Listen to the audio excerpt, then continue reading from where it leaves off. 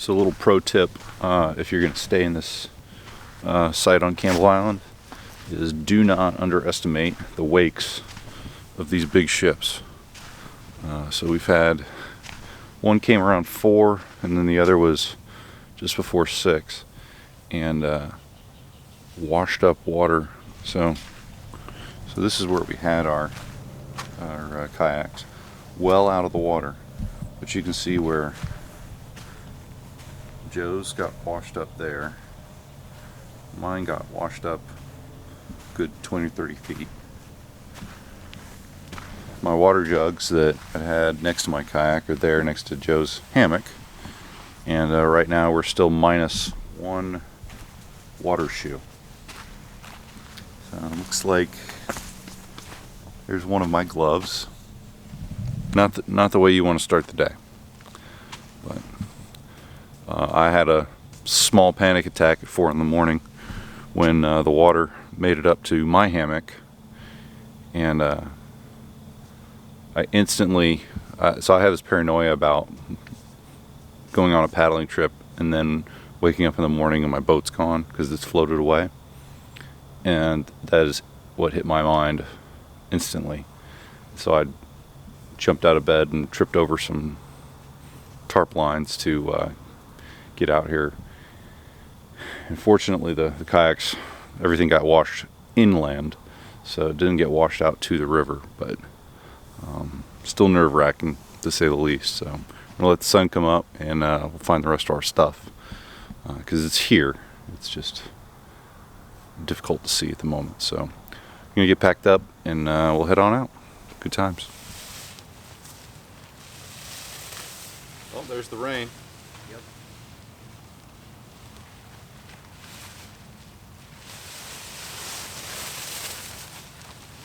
Just as I take the tarp down.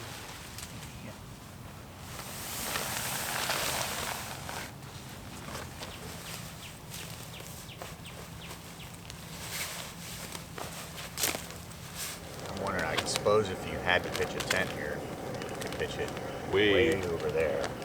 Because it got under your hammock too, huh? Yeah, well, that's pretty close. I mean, it was a freaking torrent under my hammock.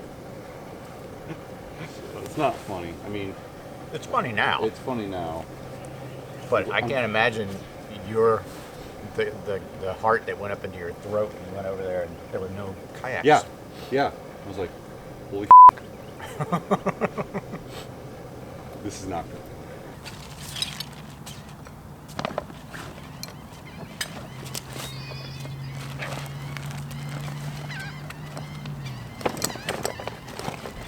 So this is our campsite. There's the water obviously, but you can see where all the way up to in there is where the water went last night from the container ship that came through. And so where Joe has his kayak now is essentially where we parked them yesterday. They were farther in, but Joe's got moved to right there, and then mine way over there. Fortunately, it doesn't look like we lost any gear, so that's good. But craziness. I guess we'll get the boats closer to the water and pack them up and ease on. Good times.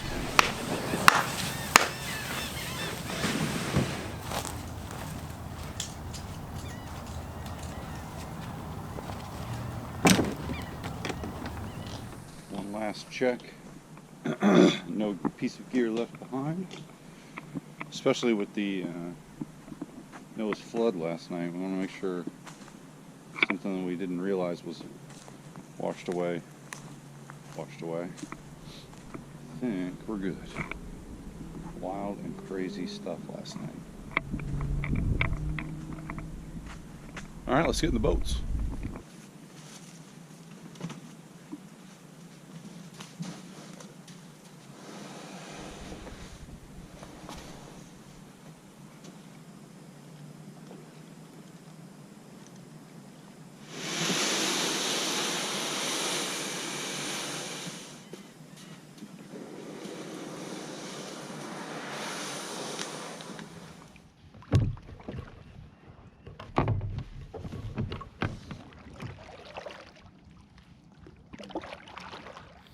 What a serene morning.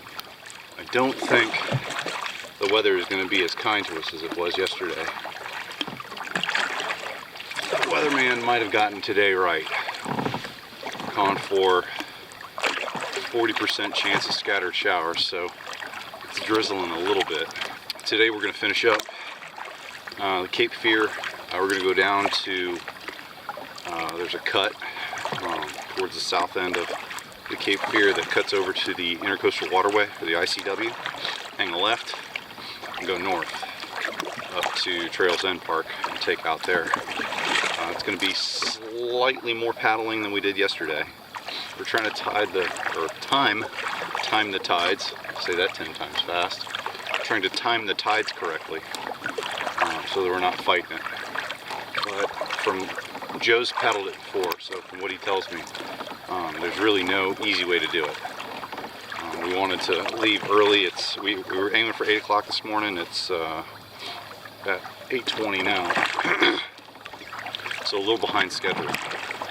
But trying to time it correctly so that we're not fighting the tides and potentially the winds. Last time I checked, they were going to be out of the west, which would be a good thing. They're supposed to be light, so let's hope that holds.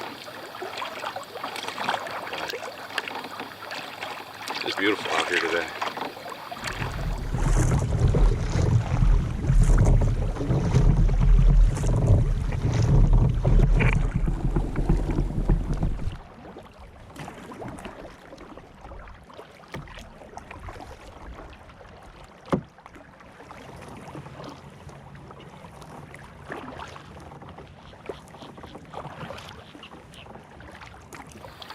So the river is really opening up now.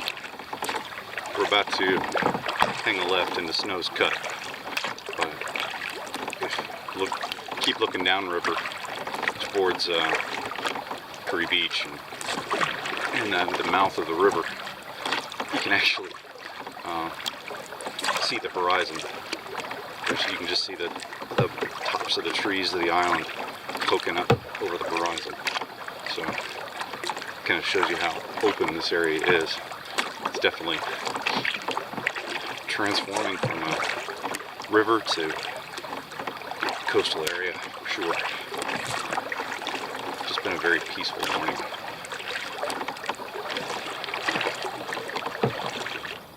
So there's the Cape Fear River behind us. We're leaving Cape Fear and gonna shoot through Snow's Cut here. From what Joe just said, the current's pretty strong, so let's see what we see.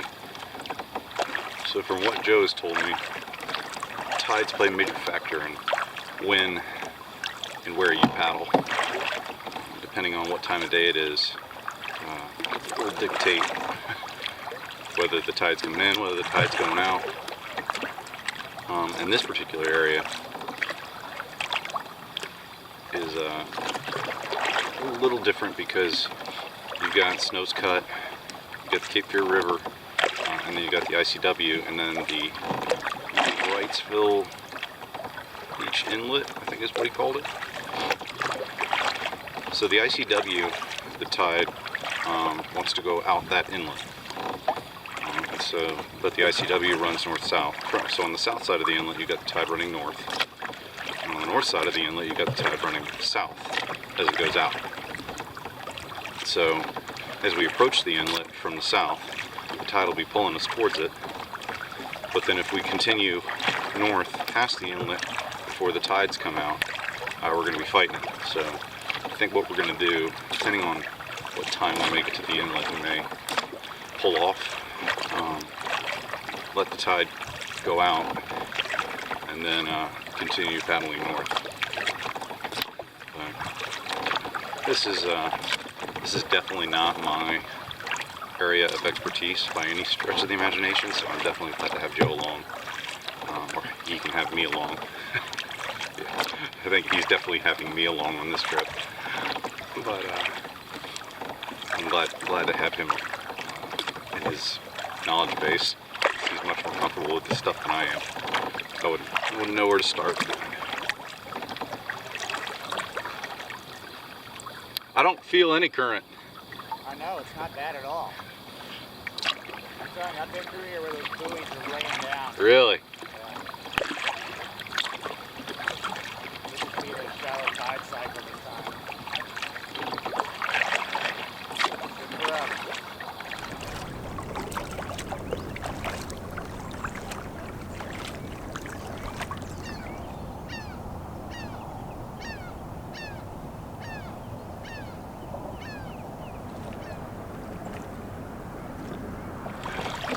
Well, made it to the ICW, made it through Snow's Cut, and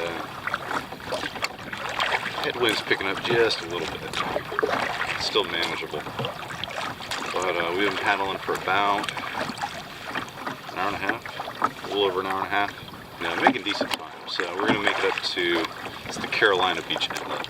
I think I called it the Wrightsville Beach Inlet earlier, but Carolina Beach Inlet is just north of us. So we're going to paddle up there, and probably take a break, let the tide do its thing, and then ease on. We have shared this water with all different kinds of boats. First was the tugboat on Smith Creek, and then Battleship, the Diligence, a Turkish cargo ship, an American cargo ship, a Swedish cargo ship, and then a whole bunch of other ones. But I'm pretty sure the two ships that we saw, the Turkish and the American one, were the ones that left during high tide overnight. They gave us that little bath. Could have done without that, but nothing like waking up in a panic at 4 in the morning. But apparently, Joe's got some stickers. I think Coast Guard Auxiliary is what he said. We made them. But apparently it's a thing where kayaks will float away from their owners. And so when the Coast Guard finds these kayaks without owners, they have to initiate a search and rescue mission to make sure that people aren't, like needing help somewhere. And he said that if our kayaks had floated away last night, they would 100% have initiated a search and rescue mission. Because, like, I had left a bunch of stuff in the. I left my life jacket, my paddle. I left a bunch of electronics, my drone and whatnot in there. So, if there are evident signs of recent activity, like expensive electronics in your kayak, they're going to go looking for you. So glad they didn't float away. Not at work. I like that. Quaint little vessel. A little small for my taste. I need something I can land my helicopter on. But anyways, the stickers that the Coast Guard Auxiliary made are for your kayak. You essentially slap the sticker on your kayak that says it's bound, contact, so-and-so. And what that does is it gives them the opportunity to call you and be like, hey, are you okay? And that way they don't have to mobilize a bunch of Coast Guard assets to come and find you. Because it's kind of a big deal for the Coast Guard to do that. It can get expensive, and it can potentially draw assets away from people that actually need help. So a simple thing like a sticker on your kayak, return if found, can actually save more than just you. We are now officially in the ICW, moving north. Looks like we might get a little bit of rain, is what it is. I'll take this weather. This ain't bad at all. Good times.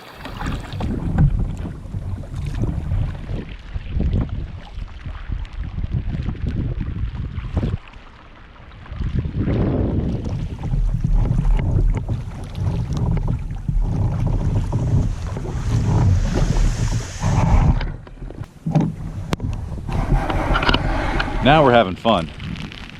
Oy. This isn't that bad. Let's see, it's 10:30 now. I guess we'll wait for the tide to do its thing. Fortunately, the weather's gorgeous, so I don't mind waiting in this. Type 1 fun, Type 2 fun. This might qualify as Type 2 fun. Brushing his teeth in the surf. He picks up the horseshoe crab and he's like, thanks a lot, Exxon.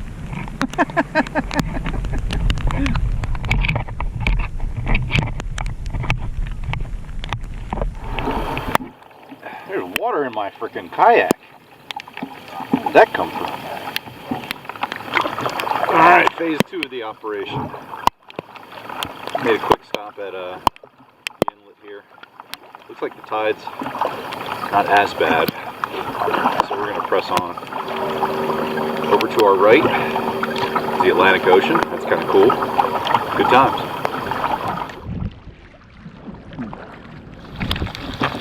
So moving right along. Besides the rain, conditions are actually pretty good. We're making decent time. Joe's paddled this stretch before, and he says the wind and the current can really be against you. And right now, I don't want to jinx it, but there's really no wind to speak of. And we're following with the current, so I'll take it. The rain's actually not that bad. Good times.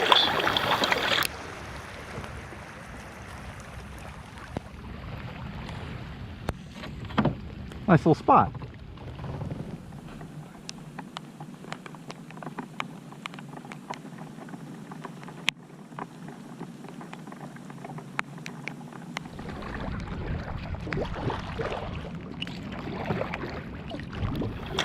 Well, we might be in what's called the home stretch.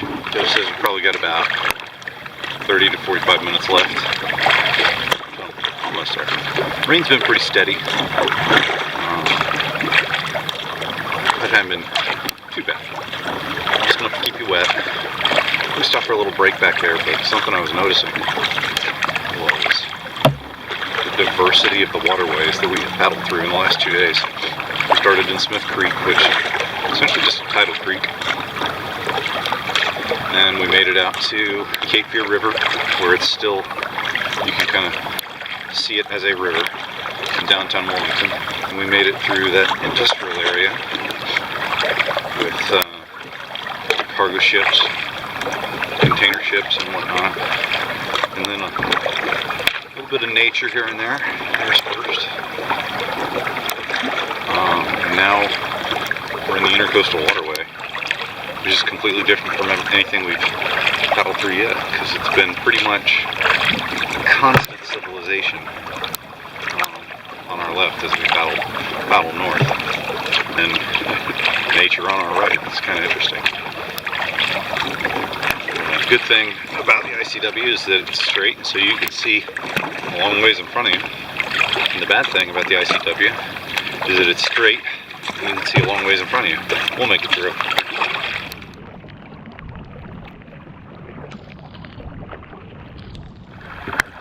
Now we're definitely in the home stretch. Finish line is in sight. I'm letting Joe lead the way because he's clearly been here before. But it seems like a decent little pickup spot. The weather is just gorgeous. Couldn't ask for better weather. Get the boats unloaded, and then I'm going to go drench Joe's car seat. Should be fun. Good times. See you on the next one.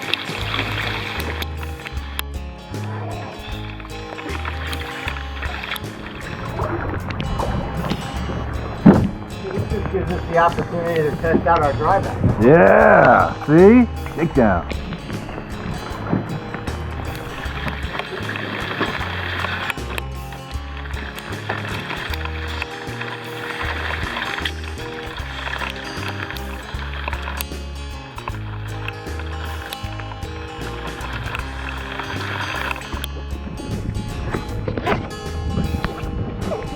About where it needs to be.